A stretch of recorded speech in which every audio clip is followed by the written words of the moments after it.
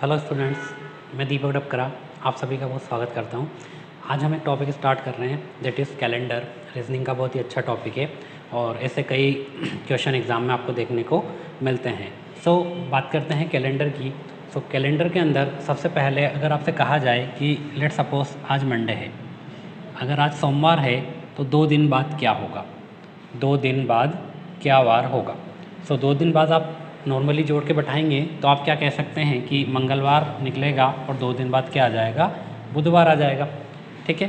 Similarly अगर आपसे कहा जाए कि अगर आज मंडे है तो आज से 10 दिन बाद क्या होगा, 10 डेज़, आफ्टर 10 डेज़ या 10 दिन बाद क्या होगा। यहाँ पर क्या होगा, आप क्या करेंगे, दिन छोटे दिख रहे हैं तो आप नॉर्मली काउंट करेंगे, देन आंसर बता देंगे इसका जो भी आपका आंसर आ रहा होगा।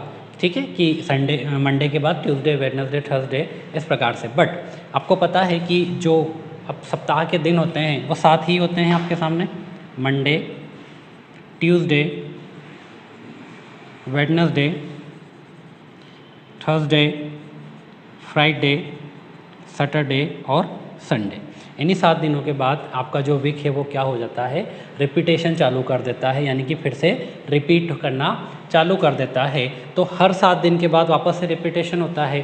तो जो भी दिन दिया गया हो अगर उसमें आप 7 से भाग करेंगे, यानी कि जस्ट जब 8वां दिन आएगा अगले दिन, 7 दिन कंप्लीट होने के बाद, साइकिल कंप्लीट होने के बाद, तो वापस से मंडे आ जाएगा। यानी कि आप कह सकते हैं कि जब आप 10 में 7 का भाग देंगे तो 3 आपका यहाँ पर शेषफल बचता है। 3 क्या बचेगा, शेष बचेगा। तो यह जो शेषफल बचता है, इतने दिन आप उस दिन से आगे बढ़ा लो। जैसे इस दिन अगर मंडे था तो 3 दिन बचे हैं, 3 दिन बाद क्या हो जाएगा, ट्यूसडे, वेडनेसडे और थर्सडे, यानी आपका आंसर क्या होगा, गुरुवार, थर्सडे आपका सही आंसर हो जाएगा। कब, 10 दिन बाद। सिमिलरली अगर आपसे कहा जाए कि 23 डेज़ के बाद क्या होगा, 23 डेज़ के बाद, अब 23 डेज़ काउंट करना मुश्किल है, 1 बाय 1 करेंगे तो क्या करना है आपको पता है, 7-7 में तो कंप्लीट साइकिल चलता है। ठीक है, यानी कि जब 7 दिन कंप्लीट हो जाएंगे तो अगले दिन वापस से क्या होगा, मंडे आ जाएगा, सेम डे आ जाएगा। आपने क्या किया, 7 से डिवाइड किया। ठीक है, तो 23 को जब आप 7 से भाग करेंगे तो 7 3 जा 21 होता है। यहाँ रिमाइंडर क्या बच रहा है आपके पास, 2 दिन आपके पास शेष बचेंगे, 2 दिन क्या बचेंगे, शेष बचेंगे। यानी कि 21वें दिन तो वापस वही वार आ जाएगा। ठीक है, जब आप नेक्स्ट डे चलेंगे 22वें दिन, तो 22वें दिन क्या होगा, ट्यूसडे आएगा, मंगलवार आएगा और 23वें डेज क्या आ जाएगा आपका, बुधवार आ जाएगा। कितने भी दिन दिए हुए हो, हर दिन में आप डायरेक्टली क्या कर सकते हैं, 7 से विभाजित करेंगे। जो भी दिन बचेंगे एक्स्ट्रा या आपका जो शेषफल बचेगा उसको आप आगे प्रोसीड कर दीजिए, उसमें उस दिन को ऐड कर दीजिए। जैसे मंडे था, 2 दिन एक्स्ट्रा बचे तो ट्यूसडे और वेडनेसडे। ठीक है, तो इस प्रकार से आप कोई भी दिन आपको दिया हुआ हो उस समय क्या दिन होगा, यह आंसर आप निकाल सकते हैं। ठीक है, एक एग्जांपल और देखते हैं। लेट सपोज आज मंगलवार है, आज मंगलवार है और आपसे कहा जाए कि बताइए आज से 72 डेज़ के बाद क्या वार होगा, 72 डेज़, 72 दिन के बाद क्या वार होगा। तो आप यहाँ पर क्या करेंगे, 72 में सबसे पहले क्या करना है, 7 का भाग देंगे। 72 में 7 का भाग दिया, 70, 2 शेषफल बचेगा। ठीक है, यहाँ पर 2 क्या बच रहा है, शेषफल बच रहा है। आपको हमेशा यहाँ पर शेषफल पर ध्यान देना है। तो अगर 2 शेषफल बच रहा है और इस दिन मंगलवार था तो 2 दिन आगे बढ़ जाएगा, यानी कि आंसर क्या होगा, एक दिन अब बढ़ेंगे तो बुधवार और दूसरा दिन बढ़ेगा तो गुरुवार, यानी कि इस दिन आपका सही आंसर क्या हो जाएगा, गुरुवार। अगर आज मंगलवार है तो आज से 72 दिन बाद क्या होगा, तो 72 दिन बाद क्या आएगा, आंसर आ जाएगा आपका गुरुवार, थर्सडे। ठीक है, इसी पैटर्न पर बेस्ड बहुत सारे क्वेश्चंस है जो कंसिडर किए जाते हैं। जैसे यही चीज़ आपको साल के रूप में दे दी जाए या महीने के रूप में दे दी जाए। ठीक है, तो यहाँ पर यह जो एक्स्ट्रा दिन बच रहे हैं इन्हें हमने नाम दिया है ओड डेज। क्या नाम देते हैं इन्हें, ओड डेज या विषम दिन। इन्हें दिनों को कहा गया है विषम दिन, यानी कि एक वीक कंप्लीट होने के बाद, एक सप्ताह कंप्लीट होने के बाद जो भी बच रहा है वो आपका क्या है, एक विषम दिन है। अगर मैं एक साल की बात करता हूँ, 1 ईयर की अगर मैं बात करता हूँ, तो आपको पता है कि अगर ऑर्डिनरी ईयर होगा, साधारण वर्ष होता है तो 365 दिन होते हैं, 365 डेज होते हैं। और अगर लीप वर्ष होता है लीप वर्ष एक दिन ज़्यादा हो जाता है लीप वर्ष में, यानी कि 366 दिन होते हैं। ठीक है, नॉर्मल वर्ष में 365 दिन होते हैं और जो लीप वर्ष होता है उसमें आपके 366 दिन होते हैं। तो अगर नॉर्मल अगर कहा जाए कि अगर इस दिन किसी साल का पहला दिन मंडे है, किसी साल का पहला दिन मंडे है, साल का पहला दिन अगर मंडे है तो अगले साल उसी दिन क्या वार होगा। तो जब तक अगला साल आएगा तो कितने दिन कंप्लीट हो जाएंगे। अगर सन जो है वो नॉर्मल है, साधारण वर्ष है, तो 365 दिन कंप्लीट करेगा। ठीक है, लेट सपोज 1 जनवरी के दिन आपसे कह दिया है कि मंडे था, 1 जनवरी 2001 के दिन मंडे था, तो आपसे पूछा जाएगा कि 1 जनवरी 2002 के दिन क्या वार होगा। अब 2001 क्या है, साधारण वर्ष है, ऑर्डिनरी ईयर है, यानी कि इसके अंदर कितने दिन होंगे, 365 दिन होंगे। तो आप क्या करेंगे, आप सबसे पहले 365 को 7 से विभाजित करेंगे। 365 को 7 से विभाजित करेंगे तो 52 टाइम्स पूरा पूरा भाग चला जाएगा, यानी कि 52 वीक पूरे पूरे हो जाएंगे। एक यहाँ पर आपका शेष बचेगा, एक आपका शेष बचेगा, यानी कि जब अगला दिन आएगा तो एक दिन बढ़ जाएगा। सो 1 जनवरी 2002 के दिन आपका जो वार होगा वो क्या हो जाएगा, इस दिन अगर मंडे था तो इस दिन ट्यूसडे यानी कि मंगलवार हो जाएगा। सो हर साल में जो नॉर्मल वर्ष है, लीप वर्ष की बात मैं नहीं कर रहा हूँ अभी, हर साल जो क्या है एक साधारण वर्ष है उसमें 365 दिन होते हैं और 365 दिन को 7 से आप विभाजित करते हैं तो 52 वीक पूरे पूरे आते हैं और एक दिन शेष बच जाता है, यानी कि जब अगला दिन आएगा, ठीक है, सेम तारीख के दिन 1 जनवरी 2002 के दिन, तो उस दिन क्या वार होगा, मंगलवार। हर साल में एक दिन आगे बढ़ जाता है। सो हर साल में एक दिन बढ़ता है, बट अगर लीप वर्ष हो जाए तो लीप वर्ष में कितने दिन होते हैं, 366 दिन, और 366 को आप 2 से डिवाइड करेंगे तो 52 वीक तो कंप्लीट आएंगे। साथ ही यहाँ पर क्या होता है, 2 दिन शेष बच जाते हैं, 2 दिन क्या होता है, शेष बचते हैं। यानी कि अगर कोई वर्ष लीप वर्ष है या 1 जनवरी 2004 अगर ऐसा कहा जाए कि इस दिन सोमवार था तो 1 जनवरी 2005 को क्या वार होगा। तो यहाँ पर आप देखिए 2004 क्या है, लीप वर्ष है और इसके अंदर कितने दिन बच रहे हैं, 2 विषम दिन बच रहे हैं, 2 ओड डेज बच रहे हैं, तो 2 दिन आगे हो जाएगा, यानी कि 1 जनवरी 2005 के दिन आपका क्या वार होगा। सो आंसर इज बुधवार। तो आपको नॉर्मल करना क्या है, जो भी दिन निकले उन सब में 7 से भाग करना है। 7 से भाग करने के बाद जो शेष बचता है वही आपका क्या कहलाता है, विषम दिन, और उनको जो भी समय, जो भी वार आपको दिया गया हो, जिस डे में आपको दिया गया हो, उसमें आप क्या करेंगे, ऐड कर देंगे। ठीक है, सो साधारण वर्ष में 1 विषम दिन होता है और लीप ईयर में 2 विषम दिन होते हैं, यह बात आप याद रखिएगा। ठीक है, बट अगर आपसे कह दिया जाए कि मान लो कोई ईयर दिया है जनवरी, 1 जनवरी 2003 के दिन सोमवार था, तो 2003 का पहला और आखिरी दिन क्या होगा। ठीक है, अगर इस दिन सोमवार था तो आपसे पूछ लिया जाए कि 31 जनवरी 2003 के दिन क्या वार था। तो अब आप देखिए यहाँ से यहाँ तक 1 जनवरी से लेकर 31 जनवरी तक टोटल कितने दिन होते हैं। तो अगर 1 जनवरी वापस आ जाता तो 365 दिन कंप्लीट हो जाते। तो अभी कितने दिन हुए, अभी टोटल दिन हो गए 364 दिन। ठीक है, और 364 को आप जब 7 से विभाजित करेंगे तो यहाँ आपका जो रिमाइंडर है, ठीक है, रिमाइंडर यानी कि शेषफल जो है वो कितना बचेगा, 0। यहाँ आपका शेषफल कितना आ रहा है, 0, और 0 का मतलब क्या है, कुछ भी ऐड नहीं करना, शेषफल कुछ नहीं बचा है, यानी कि इस दिन भी क्या वार होगा, सोमवार ही होगा। तो जितने भी साधारण वर्ष रहते हैं उनका पहला और आखिरी दिन, जितने भी साधारण वर्ष होते हैं 2003, इट्स ए जनरल ईयर या नॉर्मल ऑर्डिनरी ईयर होता है, साधारण वर्ष होता है, तो उनका साल का पहला दिन और साल का 31 दिसंबर, सॉरी जनवरी नहीं है ना, साल का आखिरी दिन जो होता है वो हमेशा क्या होता है, बराबर होता है। कोई भी ऑर्डिनरी ईयर अगर दिया हुआ हो, आपको साधारण वर्ष दिया गया हो, तो उसका पहला दिन और अंतिम दिन 31 दिसंबर और 1 जनवरी दोनों बराबर होते हैं। बट अगर आपको कोई लीप ईयर्स दे दिया जाए तो लीप वर्ष में आप देखेंगे कि 1 जनवरी 2004 एक लीप वर्ष है, 2004 कैसे आता है इसकी बात हम बाद में करेंगे।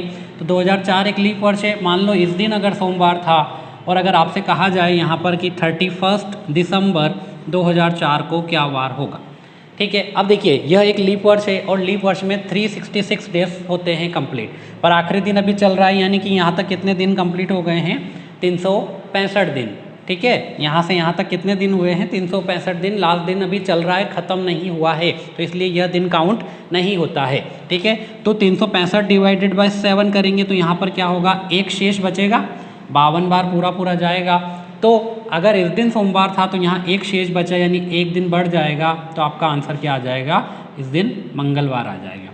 तो अगर साधारण वर्ष हो, ऑर्डिनरी ईयर हो, जनरल वर्ष या साधारण वर्ष अगर आपको दिया हुआ है तो उसमें साल का पहला दिन और अंतिम दिन हमेशा इक्वल होता है। बट अगर लीप ईयर दिया हुआ है, लीप वर्ष आपको दिया हुआ है, तो उसका पहला दिन और आखिरी दिन समान नहीं होता, उनमें कुछ डिफरेंस होता है, यानी कि आखिरी दिन जो है उससे एक दिन आगे होता है। सो ये बात हमेशा आप याद रखिएगा कि ओड डेज होते क्या हैं और ओड डेज का यूज़ हम कैसे करते हैं। Odd days in a month, महीनों के अंदर कितने कितने विषम दिन होते हैं। सो देखिए सबसे पहले बात करते हैं जनवरी की। तो जनवरी के अंदर 31 डे होते हैं, 31 दिन होते हैं। जब 31 को आप 7 से विभाजित करेंगे तो यहाँ पर आपके सामने 3 दिन शेष बचते हैं, यानी कि 3 दिन विषम यहाँ पर होते हैं। फरवरी को अभी छोड़ देते हैं क्योंकि फरवरी 2 प्रकार की है, एक साधारण वर्ष में आने वाली फरवरी जो कि 28 दिन की होती है, ठीक है। साधारण वर्ष में जो फेब होती है, फरवरी होती है, वो कितनी होती है, 28 दिन की होती है, ठीक है। तो 28 दिन में 7 से भाग करेंगे तो कोई भी रिमाइंडर नहीं बचेगा, यानी कि यहाँ पर जो विषम दिन हैं वो कितने होंगे, 0, ठीक है। विषम दिन कितने आते हैं फरवरी में, 0 दिन। बट अगर फरवरी आपके पास लीप वर्ष की है, फरवरी आपके पास लीप वर्ष की है, तो लीप वर्ष की फेब में कितने दिन होते हैं, एक दिन बढ़ जाता है, यानी कि 29 दिन होते हैं। और जब 29 में आप 7 से विभाजित करेंगे तो यहाँ कितना विषम दिन आएगा, एक विषम दिन आता है, ठीक है।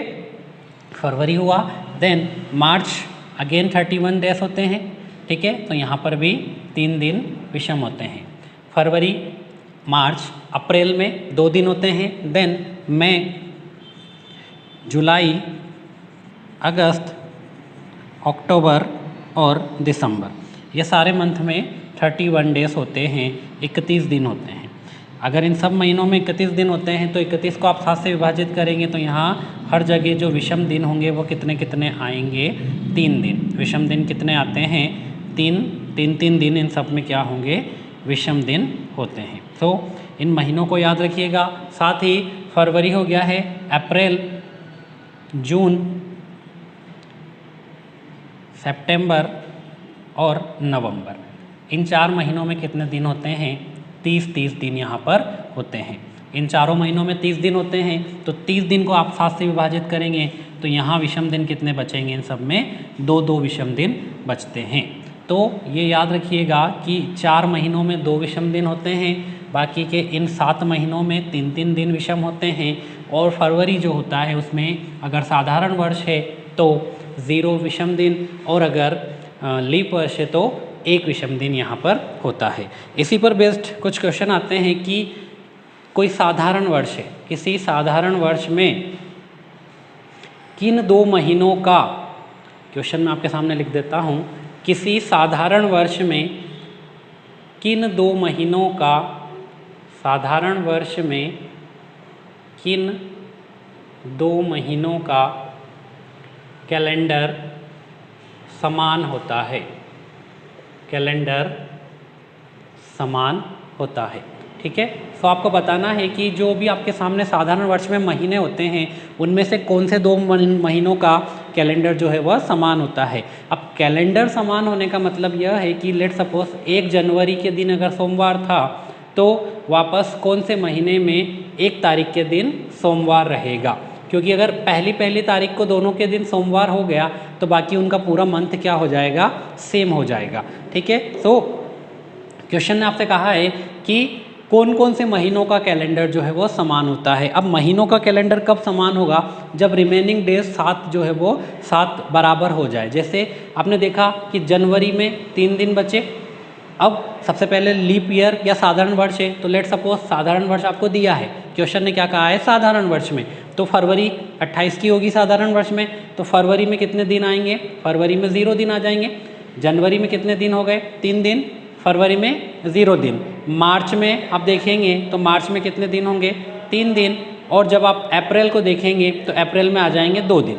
अब देखिए यहाँ पर कभी भी 7 पूरा नहीं हो रहा है, ठीक है, 3 और 3 6 और 2 कितने हो गए 8, यानी कि यहाँ से यहाँ तक तो कोई महीना समान नहीं होगा। तो आगे चलते हैं, अप्रैल के बाद मई देखते हैं, मई के अंदर कितने दिन होते हैं, 3 दिन। जून को देखा, जून के अंदर 2 दिन, देन फिर आपने जुलाई देखा तो जुलाई के अंदर आए 3 दिन। तो अब दिन को काउंट कीजिए, तो 3 और 3 6 8, ठीक है, 8 और 3 11 12 13, और यहाँ फिर से 14 नहीं हो रहा है, ठीक है, तो ये भी आंसर नहीं होगा। अभी आप देखेंगे 3 और 3 6 2 8, 8 दिन यहाँ पर हो गए और 8 दिन यहाँ पर हो गए, यानी कि 16 दिन हो चुके हैं, ठीक है। जुलाई के बाद अगस्त देखेंगे तो अगस्त में फिर से 3 दिन आते हैं, तो 16 और 3 19 दिन हो गए। अगस्त के बाद आप सितंबर देखते हैं तो सितंबर में कितने दिन आते हैं, 2। अब देखिए अब आपके 21 डेज पूरे हो चुके हैं, ठीक है। अब आप इनको काउंट करेंगे तो 3 और 3 6 7 8, ठीक है, 8 और 8 16 और 5 21। 21 को आप 7 से विभाजित करेंगे, 21 को आप 7 से विभाजित करेंगे तो 21/7 3 बार पूरा पूरा जाएगा, और शेष फल जो है वो यहाँ पर क्या बचेगा, 0। यानी कि सितंबर का महीना तो पूरा हो चुका है, सितंबर के दिन तो काउंट कर लिए हैं, तो जब 1 अक्टूबर आएगा तो 1 अक्टूबर को वापस से क्या हो जाएगा, मंडे। यानी कि एक साधारण वर्ष में जनवरी और अक्टूबर का मंथ का जो कैलेंडर होता है वह इक्वल होता है, ठीक है। एक साधारण वर्ष में जनवरी महीना और अक्टूबर महीने का कैलेंडर क्या होता है, बराबर होता है। तो यह आपको कहाँ से पता चलेगा, जस्ट आपको दिन काउंट करना है, ठीक है। हो सकता है कोई और भी ऑप्शन में आपको दे दिया जाए, जैसे लेट्स सपोज देखते हैं अप्रैल और जुलाई, ठीक है, अप्रैल और जुलाई दोनों का कैलेंडर समान है या नहीं एक साधारण वर्ष में, यह आपको देखना है। तो देखिए अप्रैल में आपने देखा, अप्रैल से आप स्टार्ट करेंगे, जिस महीने से जिस महीने तक का चेक करना है, तो आपने सबसे पहले अप्रैल से स्टार्ट किया। अप्रैल के अंदर 30 दिन होते हैं, तो यहाँ पर आपके 2 शेषफल बच गए, ठीक है। अप्रैल के बाद मई को देखा तो मई के अंदर 3 दिन शेष बचे, और फिर जून पर गए तो जून में वापस क्या हुआ, 3 दिन शेष बच गए, सॉरी 2 दिन। जून में 30 दिन होते हैं यानी 2 दिन बच गए। तो ये 2 और 3 5 और 2 7 डेज यहाँ पर कंप्लीट हो चुके हैं। तो जो अप्रैल का महीना था, जून कंप्लीट हुआ, अगला महीना क्या आएगा, जुलाई, ठीक है। तो यानी कि अप्रैल और जुलाई का जो कैलेंडर है वह क्या होगा, समान होगा, क्योंकि यहाँ पर देखिए विषम दिन कितने पूरे हो गए, 7 दिन पूरे हो चुके हैं। तो ऐसे आपके सामने कोई भी ऑप्शन आ जाए, आप क्वेश्चन को इजीली कर सकते हैं। एक क्वेश्चन और देखते हैं। एक क्वेश्चन आपको दिया हुआ है कि वर्ष 2001 में किन 2 महीनों का कैलेंडर समान होता है।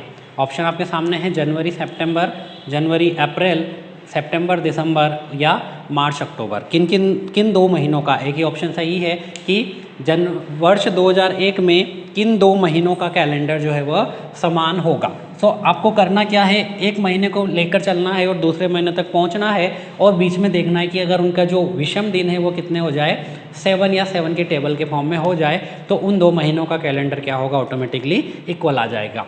सो आपने देखा जनवरी, पहला ऑप्शन लेते हैं। जनवरी से कहाँ तक जाना है, आपको सितंबर तक जाना है, ठीक है। सितंबर महीना चेक करना है, यानी सितंबर के पहले हम कहाँ तक जाएंगे, जुलाई तक। तो जनवरी के अंदर 3 दिन हो गए।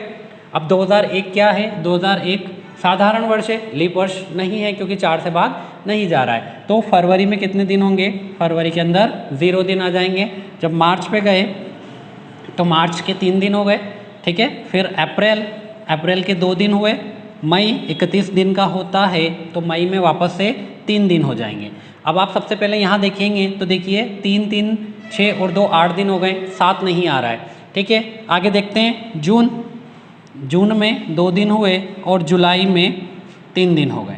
अभी आप देखेंगे तो वापस से ये 16 दिन पूरे हो चुके हैं, 14 दिन नहीं आ रहा है, ठीक है। सो जुलाई के बाद अगस्त देखा, अगस्त में कितने आएंगे, अगस्त में 3 दिन होते हैं, ठीक है। आपको पूछना था कि सितंबर का कैलेंडर समान है या नहीं, यानी कि जनवरी से जुलाई मतलब अगस्त तक आप जाएंगे तो यहाँ तक जो दिन होते हैं वो क्या होने चाहिए, कोई भी विषम दिन नहीं बचना चाहिए। अगर इनमें कोई भी विषम दिन नहीं बचेगा तो फिर आप कह सकते हैं कि जनवरी और सितंबर का कैलेंडर जो है वो क्या है, सेम है। तो आप यहाँ देखिए 3 और 3 6 और 2 8, 8 दिन यहाँ हो गए, 8 दिन 16 दिन और 19 दिन, यहाँ पर 19 डेज हो रहे हैं कंप्लीट। 90 डेज को 7 से भाग करेंगे तो यहाँ पर 5 शेषफल बचता है। ठीक है, 5 शेषफल बचता है, यानी कि 1 सितंबर जब होगा उस दिन 5 दिन शेष बचेंगे। तो इस दिन अगर जनवरी का दिन सोमवार है तो इस दिन 5वां दिन आगे का आएगा, यानी कि दोनों का कैलेंडर यहाँ पर क्या है, सेम नहीं होगा। तो ये ऑप्शन क्या हो जाएगा, रॉन्ग। सेकंड ऑप्शन दिया है जनवरी से अप्रैल, तो जनवरी से अप्रैल तक जाना है, अप्रैल का कैलेंडर आपको चेक करना है, यानी कि आप कहाँ तक जाएंगे, देखिए मार्च तक आएंगे, जनवरी से मार्च तक आएंगे। तो जनवरी से मार्च तक आप देखेंगे तो 3 और 3 कितने, 6 डे ही हो रहे हैं, तो 6 दिन नॉर्मली आगे बढ़ जाएगा, यानी कि यह भी क्या होगा, रॉन्ग होगा। अब सितंबर से दिसंबर चेक करना है आपको, तो सबसे पहले देखिए सितंबर में कितने दिन बचेंगे, सितंबर में 2 दिन शेष बचते हैं।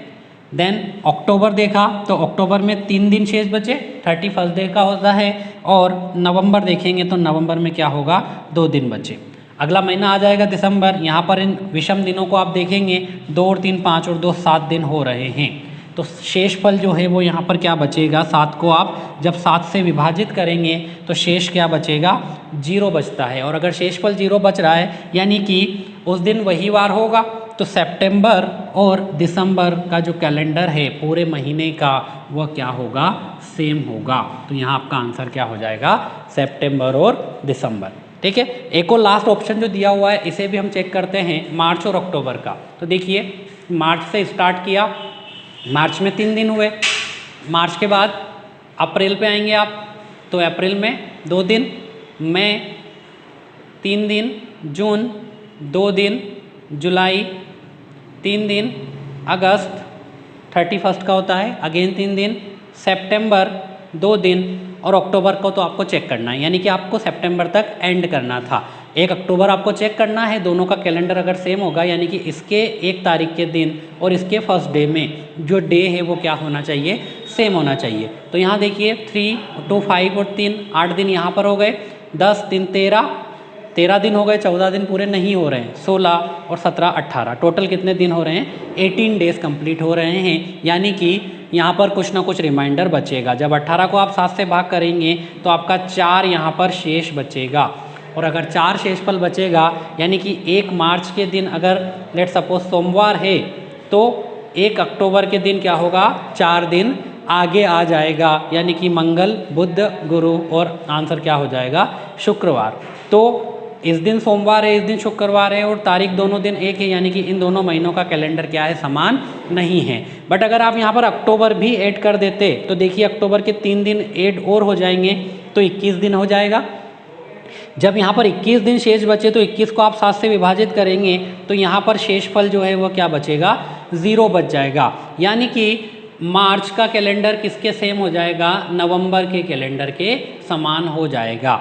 ठीक है, तो ये भी ध्यान रखिएगा कि मार्च और नवंबर का कैलेंडर भी समान होता है किसी साधारण वर्ष में। तो इसी प्रकार से किसी लीप वर्ष का क्वेश्चन भी आपसे पूछा जा सकता है। तो लीप वर्ष के अंदर एक और जो एक्स्ट्रा चीज़ ऐड होगी वो ये होगी कि फरवरी के दिन क्या काउंट करेंगे, हम 1 काउंट करेंगे। ठीक है, अब देखिए अगर आप फरवरी का 1 काउंट कर लेंगे, लेट सपोज मैं लीप वर्ष की बात करता हूँ कि लीप वर्ष में कौन से 2 महीनों का कैलेंडर जो है वह सेम होगा। ठीक है, तो लीप वर्ष में क्या होगा, फरवरी में 1 आ जाएगा, फरवरी के अंदर अगर 1 इंक्लूड हो गया तो देखिए जनवरी के 3 दिन, फरवरी का 1 दिन और मार्च के फिर से 3 दिन, तो 3 और 3 6 और 1 7 दिन यहाँ पर कंप्लीट हो गए हैं। यानी कि अगला जो महीना होगा अप्रैल और जनवरी दोनों का कैलेंडर क्या होता है, सेम होता है किसके अंदर, लीप वर्ष के अंदर। ठीक है, लीप वर्ष के अंदर जनवरी और अप्रैल दोनों के महीनों का जो कैलेंडर है वह बराबर होता है, पर साधारण वर्ष में जनवरी और अप्रैल का कैलेंडर जो है वो सेम नहीं होता है। तो कोई भी क्वेश्चन आ जाए इस प्रकार से आपको करना क्या है, आप सिंपल चेक कीजिएगा, जो महीना आपको दिया हुआ है वहाँ से स्टार्ट कीजिए, जितने भी दिन उनमें बच रहे हैं वहाँ से लेकर आप आगे तक जाइए तो आप महीनों का इजीली कर सकते हैं। आज की क्लास में यहीं तक रखते हैं। नेक्स्ट क्लास में हम ईयर के बारे में देखेंगे कि ईयर को किस प्रकार से समान होते हैं जैसे महीने होते हैं, और कैलेंडर का जो बचा हुआ पार्ट है उसको हम डिस्कस करेंगे। Thank you.